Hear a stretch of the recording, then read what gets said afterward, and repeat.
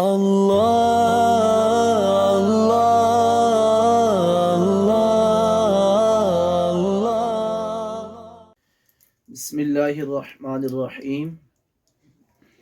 پارہائے صحف غنچہائے قدس اہل بیت نبوت پہ لاکھوں سلام۔ آب تطہیر سے جس میں پودے جمیں اس ریاض نجابت پہ لاکھوں سلام، اور خون خیر الرسل سے ہے جن کا خمیر ان کی بیلوس تینت پہ لاکھوں سلام۔ تیری نسل نور میں ہے بچہ بچہ نور کا، تو ہے عین نور تیرا سب گھرانہ نور کا۔ آج 15 رجب المرجب ہے اور گلستان محمدی کے عظیم پھول اس گھرانہ نور کے عظیم فرد حضرت امام جعفر صادق رضی اللہ تعالی عنہ کا یوم وصال 15 رجب المرجب 148 یا 49 ہجری ہے۔ اللہ کریم نے امام جعفر صادق رضی اللہ تعالی عنہ کو جب اس عالم رنگ و بو میں تخلیق فرمایا تو تب 17 ربیع النور 80 یا 83 ہجری کا وہ پر نور ماحول اور پر نور زمانہ تھا جب آپ گلستان محمدی کے اندر ایک عظیم پھول بن کر چمکے اور آپ کی ولادت باسعادت ہوئی۔ اللہ کریم نے امام جعفر صادق رضی اللہ تعالی عنہ کو بہت سے خصائص و کمالات سے نوازا تھا۔ ان میں ایک بڑی اہم خوبی اور آپ کی ایک عظیم صفت یہ ہے کہ اللہ کریم نے آپ کو گلشن محمدی سے ہونے کا اعزاز بھی عطا فرمایا، اور آپ کو اللہ کریم نے گلستان صدیقی کا فیض بھی عطا فرمایا۔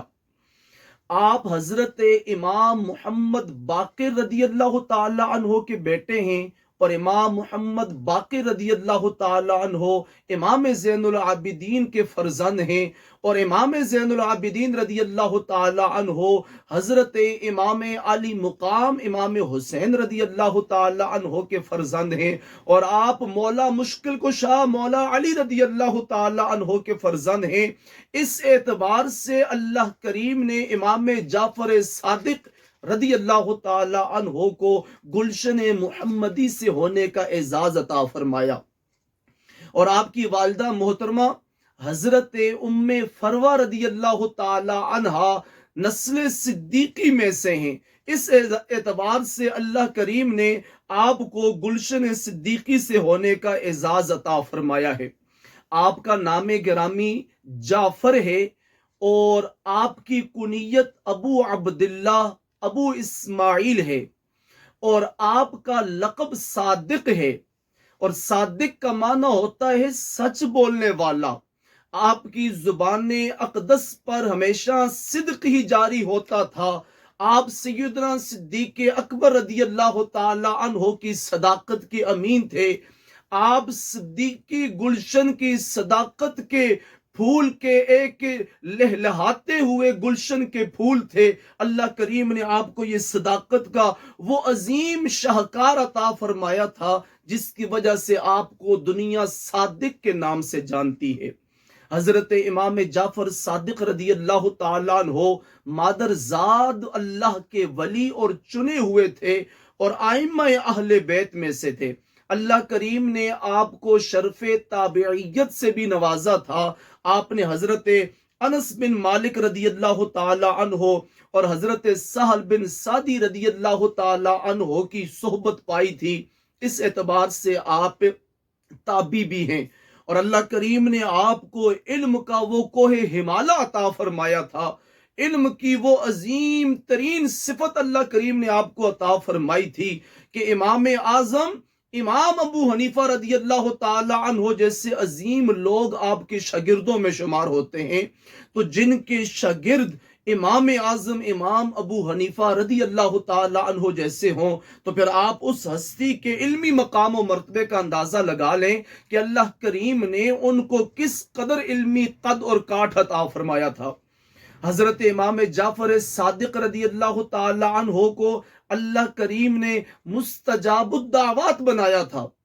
آپ کے لبہائے اقدس سے جب کوئی دعا نکلتی تھی اللہ کریم فوراً اس دعا کو شرف قبولیت عطا فرماتا تھا۔ ایک شخص آپ کے پاس آیا اور آ کر عرض کی کہ حضرت میرے لیے دعا کیجئے، اللہ کریم مجھے بہت سا مال دے اور میں کثرت کے ساتھ حج کروں۔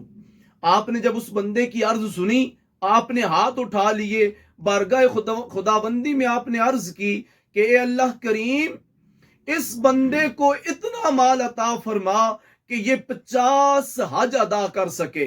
اللہ کریم نے آپ کی دعا کو شرف قبولیت عطا فرمایا اور اللہ کریم نے اس بندے کو اتنا مال عطا فرمایا کہ اس کو اللہ کریم نے 50 حج کی سعادت مندی عطا فرمائی۔ آپ نے چونکہ دعا میں 50 حج کا ذکر کیا تھا، جب 51ویں مرتبہ وہ حج کے لیے جانے لگا اور اس نے جا کر مقام جحفہ پر نہر کے اندر غوطہ لگایا کہ غسل کر کے میں باہر نکلوں اور احرام باندھ کر میں حج کی ادائیگی کروں، تو اسی وقت نہر کے اندر وہ بہہ گیا اور اس کا وصال ہو گیا، کیونکہ آپ کی دعا یہ تھی کہ اللہ کریم اس کو 50 حج کا موقع عطا فرما۔ اللہ کریم نے آپ کی دعا کو شرف قبولیت عطا فرمایا اور اللہ کریم نے اس بندے کو 50 حج کی سعادت مندی عطا فرمائی۔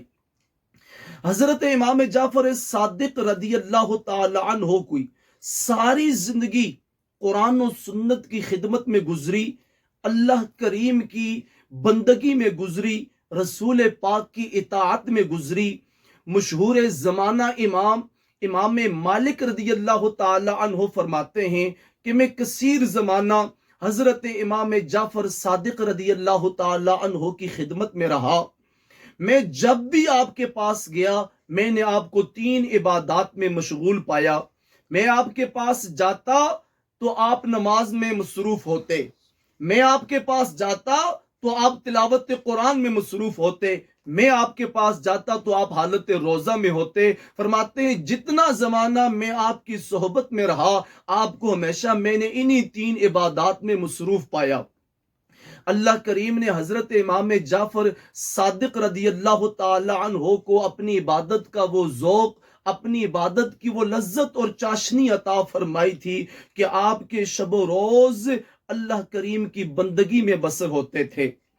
اور میں یہاں یہ بات کرنا بھی ضروری سمجھتا ہوں کہ آج کچھ لوگ اپنے آپ کو امام جعفر صادق رضی اللہ تعالی عنہ کی طرف منسوب کرتے ہیں اور اپنے آپ کو فقہ جعفریہ سے منسوب کرتے ہیں۔ میں ان کو جعفری عقیدہ بھی ذرا سنانا چاہتا ہوں کہ امام جعفر صادق رضی اللہ تعالی عنہ کا عقیدہ شیخین کریمین کے بارے میں کیا تھا، ابو بکر و عمر کے بارے میں آپ کا نظریہ کیا تھا۔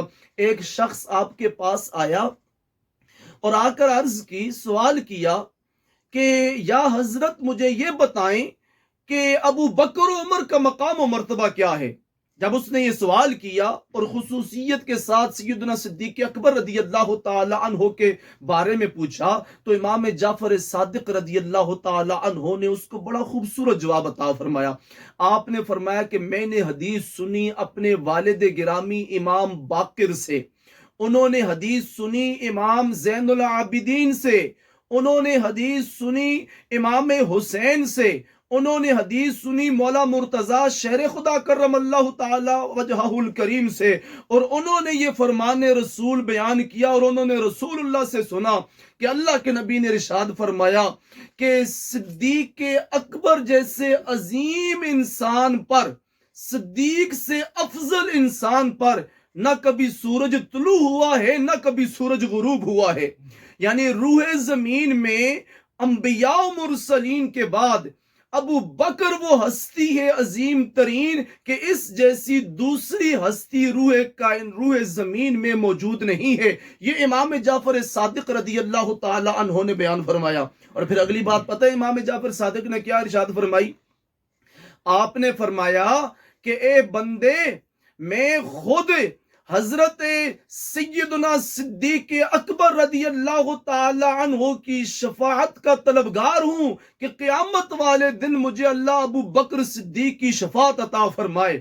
اور پھر آپ نے ایک اور بڑی خوبصورت بات ارشاد فرمائی، فرمایا جو حدیث میں نے تیرے سامنے بیان کی ہے اگر اس حدیث کو بیان کرنے میں نے کہیں غلطی کی ہو تو اللہ کریم قیامت کے دن مجھے رسول اللہ کی شفاعت عطا نہ فرمائے۔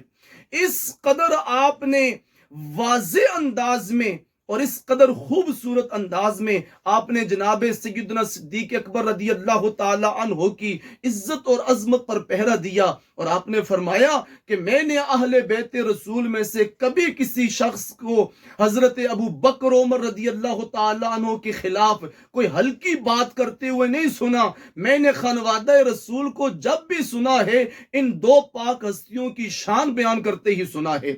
اللہ کریم نے امام جعفر صادق رضی اللہ تعالی عنہ کو بہت سی خصوصیات سے نوازا تھا، بہت سی عظمتیں اللہ کریم نے آپ کو عطا فرمائی تھیں۔ ایک شخص حج پر جا رہا تھا، وہ امام جعفر صادق رضی اللہ تعالی عنہ کے پاس آیا اور آ کر 10,000 دینار پیش خدمت کیے اور عرض کرنے لگا کہ میرے لیے ایک گھر خرید لیجئے، یہ میں آپ کو رقم دے کر جا رہا ہوں، اور وہ آپ کو رقم دے کر حج کے لیے چلا گیا۔ جب وہ حج سے واپس آیا تو امام جعفر صادق رضی اللہ تعالی عنہ نے اس کو ایک رسید دی اور فرمایا یہ رسید رکھ لو، میں نے تیرے لیے جنت میں محل خرید لیا ہے۔ اس بندے نے جب وہ رسید دیکھی تو وہ باغ ہو گیا کہ شہزادہ رسول نے، رسول پاک کے خون اور رسول پاک کے بیٹے نے میرے لیے جنت میں محل خریدا ہے۔ وہ اس رسید کو لے کر چلا گیا۔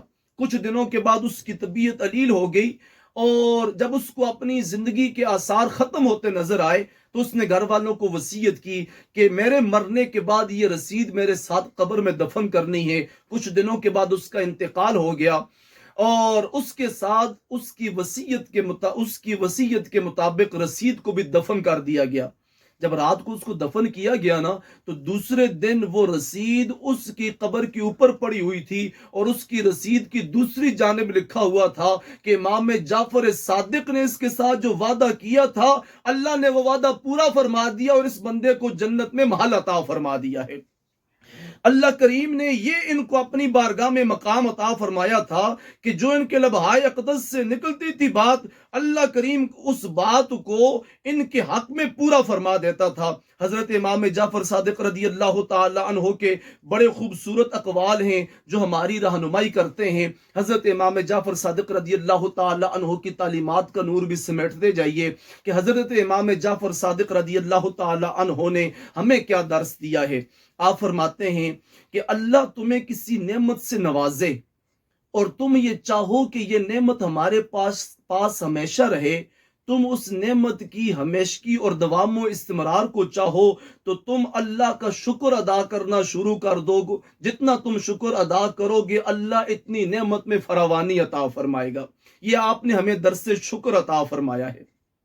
اور آپ فرماتے ہیں کہ اگر تمہیں رزق میں تنگی محسوس ہو، تمہیں رزق میں تاخیر محسوس ہو کہ میرا رزق تنگ کر دیا گیا ہے، تو پھر تم استغفار کی کثرت کرو۔ جتنی اللہ کریم سے گناہوں کی معافی مانگو گے اللہ کریم تمہیں رزق کی اتنی ہی فراوانی عطا فرمائے گا۔ اور آپ فرماتے ہیں کہ اللہ کریم نے زمین کو یہ حکم ارشاد فرمایا کہ اے زمین جو میری عبادت کرے تو اس کی خدمت کر، اور اے زمین، اے دنیا جو تجھ سے محبت کرے تو اس کو تھکا دے، اس کے قریب بھی نہ جا، اس کو اپنے پیچھے لگائی رکھے۔ یہ آپ نے ہمیں زہد کا درس دیا ہے کہ دنیا کی محبت سے کٹ کر رب کے ساتھ جڑ جاؤ، رب تمہیں دنیا بھی دے دے گا، رب تمہیں آخرت بھی دے دے گا۔ اور آپ فرماتے ہیں کہ صدقے کے ذریعے رزق میں اضافہ کرو۔ اگر تم یہ چاہتے ہو کہ تمہارے رزق میں فراوانی ہو تو تم صدقہ کی کثرت کرو۔ تم جتنا کثرت کے ساتھ صدقہ کرو گے اللہ تمہارے رزق میں اتنی برکت پیدا فرمائے گا۔ اور اگر تم چاہتے ہو کہ تم اپنے مال کی حفاظت کرو تو تم اپنے مال کی زکوٰۃ ادا کرو۔ جتنی تم زکوٰۃ ادا کرو گے اللہ کریم اتنی تمہارے رزق کی حفاظت فرمائے گا۔ اور آپ نے ایک بڑی خوبصورت بات ارشاد فرمائی، آپ فرماتے ہیں پرہیزگاری سے افضل کوئی زاد راہ نہیں ہے، کہ تیرا بہترین توشہ وہ پرہیزگاری ہے۔ اور آپ فرماتے ہیں خاموشی سے بہتر کوئی چیز نہیں ہے، سب سے بہترین چیز خاموشی ہے۔ اور آپ فرماتے ہیں جہالت سے بڑھ کر کوئی نقصان دینے والی چیز نہیں ہے۔ سب سے تیرا بڑا دشمن تیری جہالت ہے، اس سے بڑا تیرا کوئی دشمن نہیں ہے۔ اور آپ فرماتے ہیں کہ جھوٹ سے بڑی کوئی بیماری نہیں ہے۔ یہ اللہ کریم نے آپ کے ذریعے سے ہمیں خوبصورت درس عطا فرمایا ہے۔ اللہ کریم آپ کے ساتھ ہمیں محبت کی توفیق عطا فرمائے، اور آپ کے فیض کے دریا سے اللہ کریم ہمیں وافر حصہ عطا فرمائے۔ وما علی الا البلاغ المبین۔